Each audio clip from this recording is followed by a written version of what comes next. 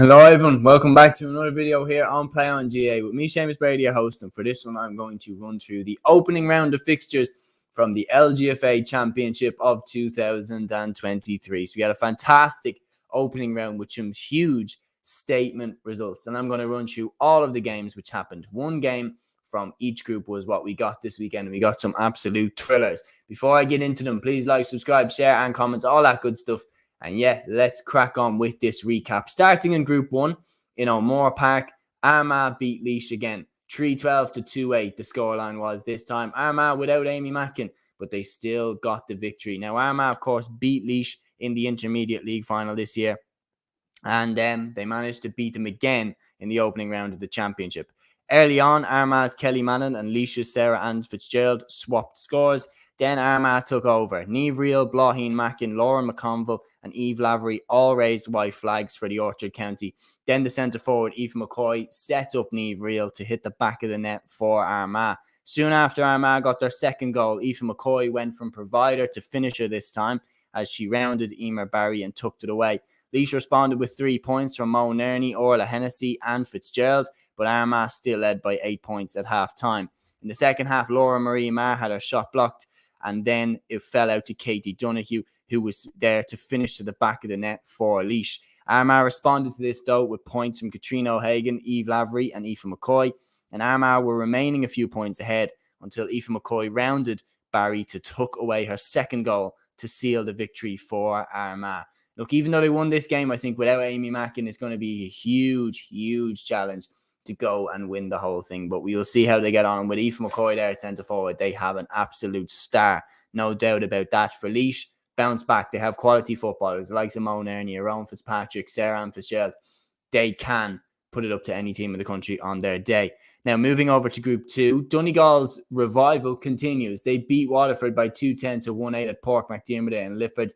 And for a side that really, really struggled in the league, boy, God, have they turned it around. They got their championship off to the best start possible, beating Waterford. Niamh Hegarty, Karen Guthrie and Geraldine McLaughlin all back in the team. That makes a huge difference when you bring back players of that quality. Niamh Hegarty tucked away a penalty in the first half as Donegal, after Lauren McGregor, got Waterford's goal in the 9th minute to Donegal, so Donegal led at half-time by 1-6 to 1-2. Early in the restart, Suzanne White and Lauren McGregor traded points before Amy Boyle Carr got through for another goal for Donegal to make it 2-7 to 1-3. From here, Donegal pushed on for victory with Hegarty, Carr and White all leading the way. They look so much better than they did in the league. You cannot underestimate how good this Waterford team is and how much Donegal just put them to the sword. Now, the result of the round for me and the one to really watch was what happened in Parnell Park. Kerry went away to Dublin and beat them by 2-8 to 1-9 in the opening game in Group 3. And an absolutely outstanding performance by Louise Moore-Hertig, leading the way with 1-6 as they saw off Dublin in an absolute battle. One thing that is dangerous for Kerry, though, and this is why they won't leave fully satisfied from this game, is that they didn't score from the 38th minute until the end, when they led 2-8 to 1-4. They could have pushed on and really buried Dublin, but they didn't. Dublin hit the next 5 points on the bounce, and they just ran out of steam at the end. From the start, Louise and Kate Sullivan traded scores before Louise hit 1-1 to push Kerry 4 points clear by the 5th minute. Dublin responded with a goal of their own, Orla Nolan palming home after being set by Caoimhe O'Connor. Louise responded to that with 2 frees. Hannah O'Donoghue added a beauty to put Kerry in at half-time ahead by 1-6 to 1-3. Niamh Crowher put Kerry another point further ahead before Dublin got a lifeline when they were awarded a penalty, but Carla Rowe had her shot saved by Ciara Butler, a crucial moment in the game, especially compounded by the fact that not long after, Kerry got their second goal. Sheaf Roche palmed home after being set by Koch Lynch. Louise hit the next 3 for Kerry, and in the 38th minute, it was 2-8 to 1-4. Then Dublin took over. 5 unanswered points, 3 from Hannah Tyrrell and 2 from Carla Rowe were reeling Kerry in, but they couldn't reel them in all the way. And Kerry hang on for the victory. And that victory will give them huge confidence going into the rest of the championship. Going away to Dublin and beating them is something that they haven't done for a long time. And yet they'll be hugely, hugely proud of that victory. The final group then, and the final game of the opening round of fixtures, was Galway 3-11, Cork 1-11 at Pearse Stadium in Group 4. Galway looked damn good in this game. 2 goals from Alva Davern and one from Kate Seven in the final minute were enough to give them a 6-point victory over the Rebels. Cork were leading 1-9 to 1-8 heading into the final quarter.